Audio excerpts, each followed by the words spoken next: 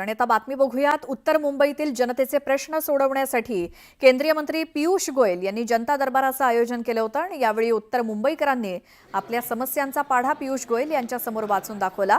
त्यानंतर गोयल यांनी लोकांच्या समस्या सोडवल्या। समय समय पे जब मैं मुंबई आता हूँ तो मेरा भी मिलना होता है सबके साथ, जैसा आपने देखा। कई बार मैं वीडियो कॉन्फ्रेंस से जुड़ जाता हूँ रविवार के दिन, और लोगों की समस्याएं सुन के हमारे यहाँ पे पदाधिकारी एमएलए रहते हैं, हमारे दफ्तर के लोग रहते हैं। तो एक प्रकार से हमारा लाइव कांटेक्ट कॉन्स्टिट्यूएंसी में अपने नागरिकों के साथ, जनता के साथ बना रहे, इस प्रतिबद्धता के साथ लोक कल्याण कार्यालय काम। आणि आता पुढची एक महत्त्वाची बातमी आहे। गेल्या काही दिवसांमध्ये मनसे आणि शिवसेना उबाठा युतीच्या चर्चा मोठ्या प्रमाणात सुरू आहेत। अशातच मनसे नेते संदीप देशपांडे आणि उबाठाचे खासदार संजय राऊत यांच्यामध्ये जुंपल्याचं बघायला मिळालं। संदीप देशपांडेंनी संजय राऊतांवरती हल्लाबोल करत त्यांना ताटातला चमचा म्हटलंय। युतीबद्दल दोन्ही पक्षप्रमुख निर्णय घेतील, ताटातल्या चमच्यानं ताटातच राहावं असं देशपांडे म्हणालेत। तर त्यांच्या या टीकेला खासदार संजय राऊतांनी सुद्धा प्रत्युत्तर दिलं। राजकारणात माणसानं नेहमी संयमी आणि आशावादी असावं, काही लोकांना अजून त्यांचं प्रशिक्षण घेण्याची गरज आहे, नुसता उथळपणा करून राजकारण चालत नाही अशा शब्दात राऊत यांनी संदीप देशपांडे यांच्यावरती टीका करत प्रत्युत्तर दिलं।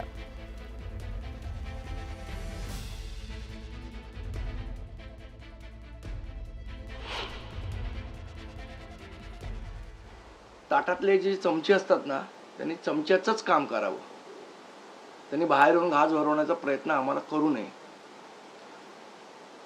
असं आहे की आत्तापर्यंत शिवसेनेकडनं मनसेची युती करायची आहे असं एकदाही सन्माननीय पक्षप्रमुख उद्धव ठाकरे म्हणालेले नाहीत, हे मी स्पष्ट करतो। त्यामुळे कोणी काही त्याच्यावर बोलण्याचा विषयच येत नाही। जे चमचे आहेत आजूबाजूचे तेच रोज ढिंडोरा पिटवतात सकारात्मक असल्याचा। पक्षप्रमुखांची इच्छा आहे की नाही हे आम्हाला अजून समजलेलं नाही, त्यामुळे त्यावर बोलायचा विषयच येत नाही। मी वारंवार सांगतो की उद्धव ठाकरे आणि राज ठाकरे हे दोन नेते किंवा भाऊच निर्णय घेतील, हे दोन भाऊच निर्णय घेतील। आज जे बोलतायत ते राजकारणामध्ये फार उशिरा आलेले। ठाकरे बंधूंना किंवा ठाकरे कुटुंबाला तो जवळून आणि ओळखतो, म्हणून मला माहिती आहे काय होणार आहे आणि काय होणार नाही ते माझ्या इतकं कोणालाच माहित नाही। त्यांच्या म्हणण्याला इथे अर्थ नाही। म्हणण्याला अर्थ उद्धव ठाकरे आणि राज ठाकरे यांच्याच। राजकारणामध्ये माणसानं कायम संयमी आणि आशावादी असायला पाहिजे। काही लोकांना अजून त्याचं प्रशिक्षण घेण्याची गरज आहे, नुसता उठवळपणा करून राजकारणात कुठेही चालत नाही। मावळ तालुक्याला निसर्गानं भरभरून सौंदर्य बहाल केलंय। पावसाळ्यात वीकेंडला मोठ्या संख्येनं पर्यटक लोणावळा इथे गर्दी करत असतात। इथल्या लायन्स पॉइंटवर पर्यटकांची आता गर्दी झालेली आहे। पर्यटकांच्या गर्दीमुळे इथल्या व्यावसायिकांना देखील अच्छे दिन आलेत। वर्षातून एकदा इथे येणं आणि निसर्गाचा आस्वाद घेणं आणि लायन्स पॉइंटवर येऊन भजी न खाणं हे तर एक नशीबच आहे, म्हणजे नशीब नाही असं आहे आमच्यासाठी। मुंबईतून इथे येणं म्हणजे लायन पॉइंट आणि कॉर्न भजी हा एकच आमचा वर्षातून एक ट्रिप असलीच पाहिजे। लायंस पॉइंट पे बहुत मजा आ रहा है। ये पहले कॉलेज में थे तब आते थे, बट अभी बहुत साल बाद आए, लंदन से आए तो बहुत डिफरेंट लग रहा है, बट बहुत ही अच्छा लग रहा है, बहुत अच्छा वेदर है।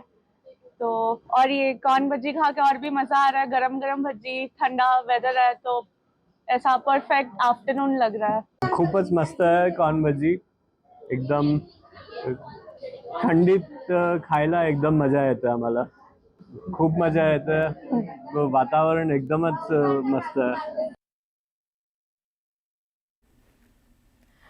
माळशेज घाटात भीषण अपघात झालाय। माळशेज घाट फिरण्यासाठी आलेल्या पर्यटकांच्या गाडीनं मुरबाड तालुक्यातील औले गावातील तरुणाच्या दुचाकीला जोरदार धडक दिल्यानं एकाचा जागीच मृत्यू झाला, तर अन्य 2 जण गंभीर जखमी झालेले आहेत।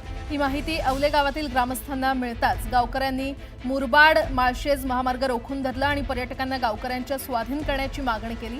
मात्र पोलिसांनी पर्यटकांना आपल्या ताब्यात ठेवल्यानं गावकरी आणि पोलिसांमध्ये मोठा राडा झाल्याचं पाहायला मिळालं। नंतर संतप्त गावकऱ्यांनी महामार्ग रोखून धरल्यानं महामार्गावर मोठ्या प्रमाणात वाहतूक कोंडी झाली होती।